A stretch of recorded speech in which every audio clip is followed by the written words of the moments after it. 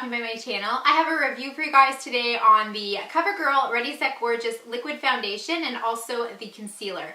There is a powder foundation in this line as well. I skipped out on that. I just don't personally tend to reach for powder foundations very much, but it is there if you are interested. So Katy Perry is the face behind this line. You'll see her picture on most of the displays. It's really cute because, well, it's Katy Perry and I think she's adorable. I wasn't even really looking for this. I just happened to be in Walmart in the cosmetics section because, well, that's what I do. I saw the display and I saw one of these bottles turned around. I just caught a glimpse of the shade Classic Ivory and I was like, oh, good old Classic Ivory. When I was in high school, like 13 years ago, the only foundation I ever wore was the CoverGirl Smoothers in Classic Ivory. I can't tell you guys how many bottles of that I went through. It was just, I was broke as a joke back then and it was like, I remember it would go on sale for around $5, so I could buy it, and it served me well. So when I saw good old CoverGirl's Classic Ivory in a new formula, I was like, I should give this a try. And I grabbed the concealer too, because I'm a bit of a concealer lush. So I'm going to start with the foundation. I believe this was $8.99, and that is Canadian. This is a Fresh Complexion oil-free foundation. It does have a matte finish. As a general rule, I don't tend to usually enjoy matte foundations, but I thought I'd go out of my comfort zone and give this a try. I do want to start by saying that I really believe depending on your specific skin type is going to determine whether or not you love this product or you're not such a fan. My skin, I've decided, is all over the place.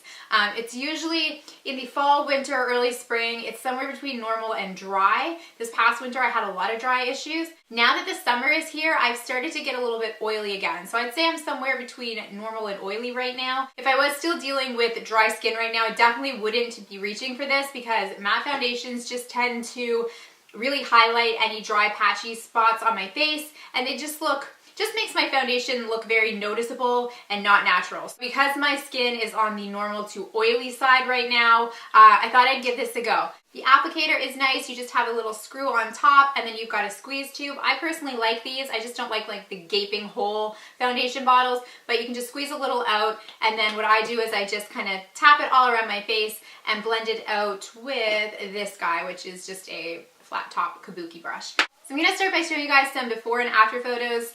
These are just like close-ups of my face with no other makeup on. They're not flattering pictures, but I just wanted to share with you guys the true results of this product. So I'm just going to see the before and after. So I'm going to insert that now and then I will give you guys my thoughts on this foundation.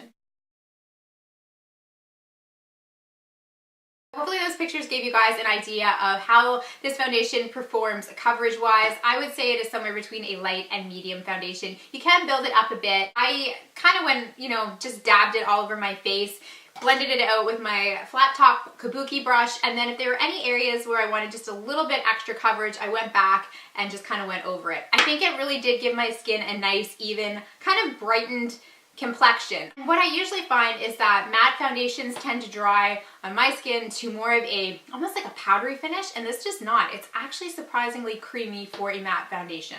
One negative to this is that it does not have SPF, so just be aware that you're not going to be protected from the sun if you're only wearing this. Make sure you've got some sort of a SPF cream. You're going to be wearing this one out in the sun. As for the wear time, the first day I wore this, I used no primer and I painted my deck. My husband and I were hard at work painting our deck for like 10 hours. It was super, super hot that day. I was sweating. It was like the ultimate test for this foundation. On that day, I would say it wore off within about 5 hours. Now, that was not a typical day for me. I mean, I was sweating a lot. I was out in the beating sun and I was not wearing a primer, which I usually do. But I was still kind of impressed that it lasted that long considering the circumstances. I know some people really don't believe primers are a good thing and that's fine. Personally though, I really do feel like they pretty much double the wear time of most of my foundations. So I'm always wearing a primer underneath whatever foundation I'm wearing. It did not oxidize, which I have had issues with some of the CoverGirl foundations oxidizing in the past.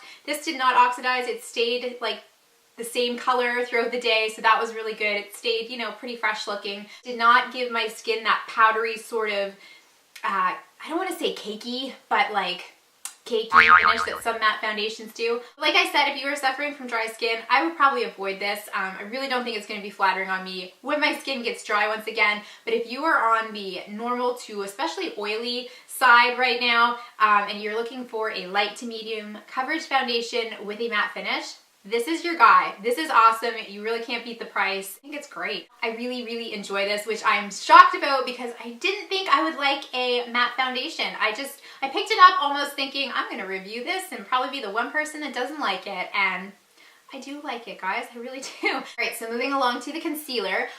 Over the past, I'd say year and a half, I've become a bit of a concealer addict. I love concealer. I don't love concealer. I love a good concealer. And I've tried quite a few drugstore, some high-end, and I've got, you know, a handful of ones that I really do like, but a lot that are really hit and miss for me. So I was excited to see what this guy did. For me, the main thing that I want a concealer to do is to cover, conceal, and brighten my under eyes. I get really dark under eye circles. It's not flattering. I just look tired, and a concealer makes all the difference in the world. 9 times out of 10, I need to use some sort of a corrector first. This is the Benefit Erase Paste.